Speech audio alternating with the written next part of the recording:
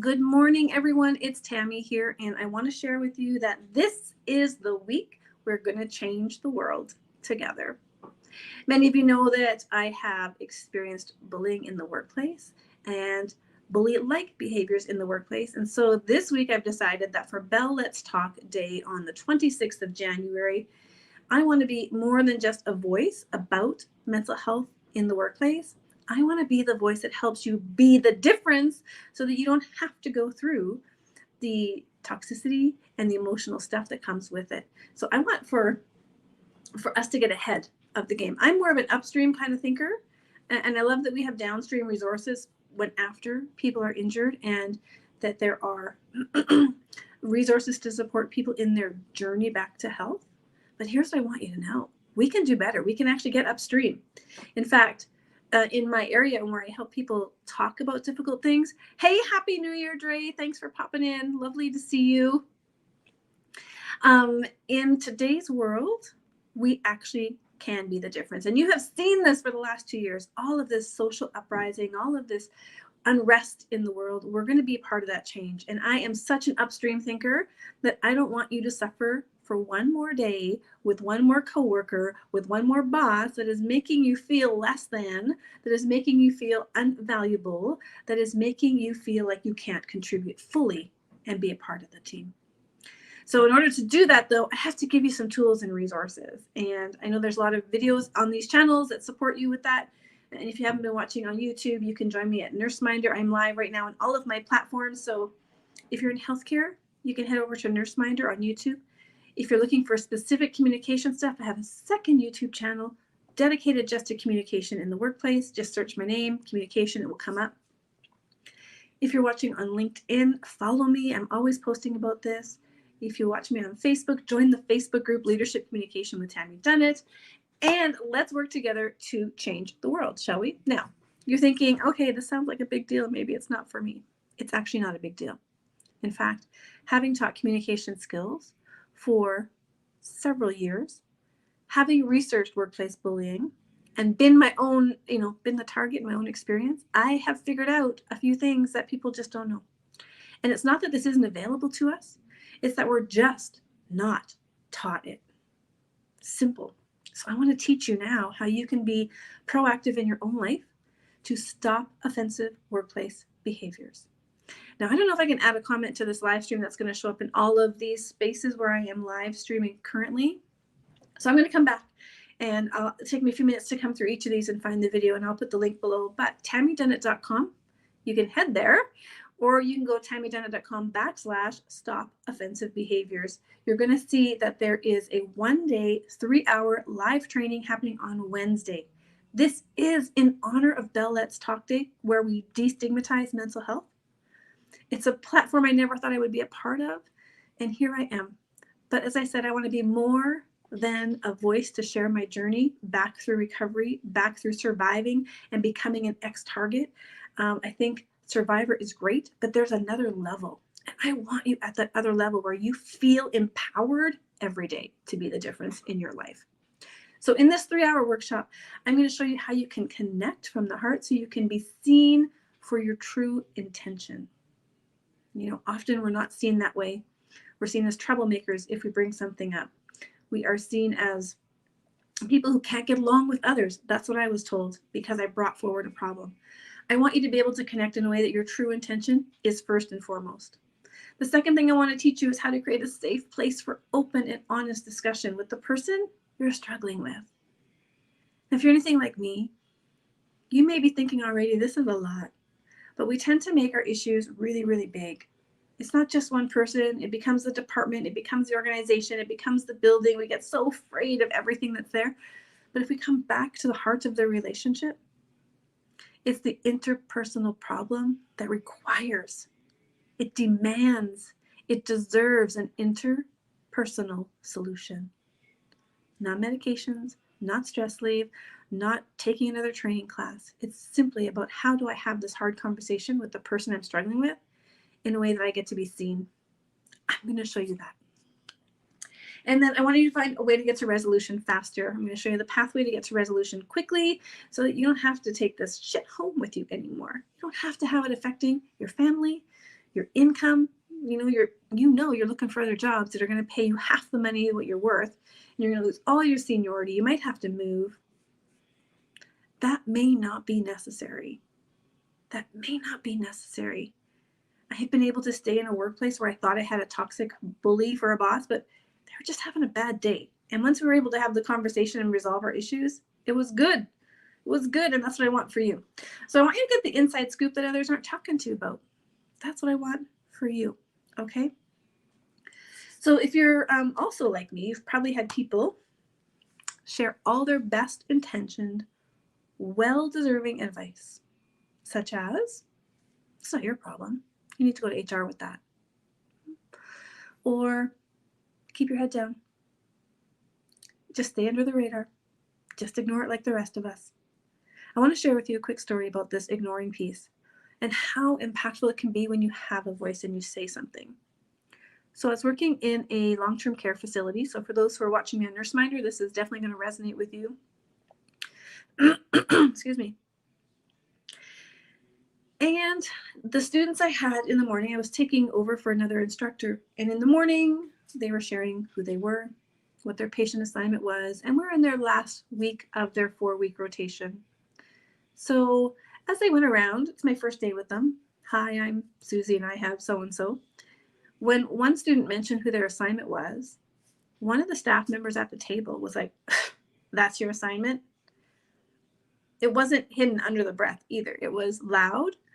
It was meant to be derogatory. At least that's how we all perceived it. And nobody said anything. That was the most fascinating thing for me being an instructor in this facility. As I watched around the table of all the other coworkers, nobody raised an eyebrow. Nobody lifted their head. Nobody even went, to indicate, maybe you shouldn't have said that. Nothing. Now, rightfully so, those students were afraid of this healthcare worker, and they did not go to her for any support. Instead, they would go down the hall and grab a support worker, I believe she was a healthcare aide, from another wing and bring her over. So the patients down their wing didn't have their healthcare aide while she had to come over and support our students. Well, I'll tell you what, that just wasn't going to fly with me. So I needed to get, really curious, something I teach in my program with my students, but I had to get really curious first to understand where was this coming from and why did nobody say anything? I was stunned at that the most. So I started with the staff and I inquired about this person's particular behavior on that morning to find out if this was a one-off or if this was an everyday normal thing. And everyone I talked to said, oh, we're just going to say Susan for now. That's just Susan. That's how she's always been. We just ignore her. And this is why we have people struggling in the workplace, because people don't have the confidence or the safety or the words to speak up. So I want to share with you what happened next. I went to my students to understand how it has impacted them. And they shared with me all those things I just shared with you, how they would not go to her for support, how they were scared of her. And then the third thing I did is I went to their policies, which were majorly outdated. It was like printed on paper from the 1980s, and it wasn't even current. So with all of that information with me, I then approached the healthcare worker who was so abrasive in her tone that morning. And I just simply shared with her. I said, hey, can I share an observation? Can I ask you a question? Of course, she was quite amenable to that. And I shared with her what I had seen that morning in rounds and how she had responded to the students. And I just asked her, I said, do you know how that's impacted the students? And she's like, what do you mean? I was just joking. And I go, no, actually, they've been afraid of you for 3 weeks. They tell me that they don't come to you. And I retold the whole story about how they will grab somebody else. And that they found it really hard to hear. Let me tell you the result, because you're not going to believe this. This healthcare worker was stunned. She was shocked. She was in disbelief that this was the impact of her joking around with the students, because nobody had taken the time to pull her aside and simply say, hey, I don't know if you know this, but the tone, the words, the timing, those all could be creating a toxic workplace. And you're putting yourself in a position to be called a bully. Now, that healthcare aide was so profusely apologetic to my students. She went over to them, she supported them, she made sure she was available to them. And at the end of the shift, the students were just like, what did you do? Because they had been worried and, like tiptoeing around her for 3 weeks. Do you know what happens when people are tiptoeing around others? They start to feel like they're a target of workplace bullying. They start to feel emotionally reactive. They start to come up with workarounds. They start to not practice by safe policy, right? By having the other healthcare worker come off her side, leaving those patients without their healthcare team. So there's things that happen as a result when we don't go upstream and stop the behavior. That is what I want for you, to learn how to stop the behavior. If you are new into healthcare, you're going to have many moments where you will feel like someone is treating you less than, and they may not even realize it. And I know that hearing that sounds impossible. And I can promise you that this lady, I thought for sure knew she was being offensive because it was so rude what she had done. But she had no insight, because for years, the staff just said, that's just Sally. We just ignore her. I'll tell you what that does for Sally. That doesn't give her room to grow. That doesn't give her a space to be something other than what they think she is, because they never explored it with her. So I am so passionate about being upstream and ending offensive behaviors before they become problems, before you feel like you need to take time off work, before you feel like you need to quit this job and go find another one where there's going to be another Sally. I want to stop it and give you the tools so you can do that. But you need to join me Wednesday, January 26th. Now, if you can't join the live, that's not a problem. For those who are registered, there will be a replay available, so you're not going to miss any content. But you do have to register, tammydunnett.com, and you'll see it's right there. You can sign up today and send it to your friends and make sure everyone is in here, because I tell you what, I'm on a mission to change the way relationship is done. And if you want to be a part of that mission, you want to be one of those superheroes, one of my conflict crushers, I call them, you need to be a part of this training. Okay? Now, I'm just looking at the website to see if there's anything else I can support you with. Yes, it is going to be, this is also a fundraiser.